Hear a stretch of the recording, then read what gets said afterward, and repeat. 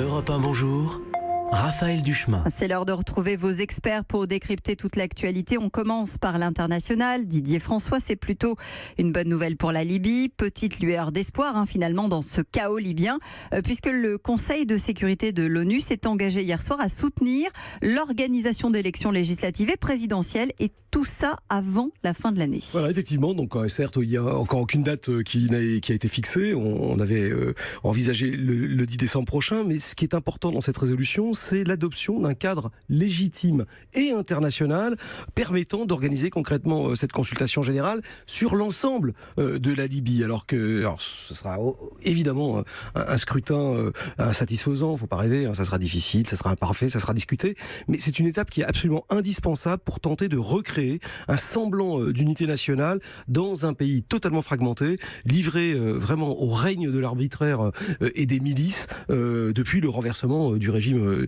du colonel Kadhafi. C'était en 2011, par une coalition dans laquelle la France a quand même été particulièrement active. C'est aussi la France qui est en pointe aujourd'hui pour tenter de stabiliser la situation. Voilà, on peut effectivement dire que c'est la France d'Emmanuel Macron qui tente de réparer les conséquences d'une décision prise par la France de Nicolas Sarkozy. C'est en tout cas une attente forte de beaucoup de pays de la région, de l'Égypte, qui a une très longue frontière avec l'est de la Libye, la Tunisie aussi qui l'aborde à l'ouest, et puis évidemment au sud, le Mali, Mali, Tchad, Niger, enfin tous les États africains du Sahel qui ont payé très cher en termes de sécurité ce morcellement de la Libye et la multiplication des groupes armés, dont les groupes terroristes. C'est donc un dossier qu'Emmanuel Macron a pris en main dès son élection.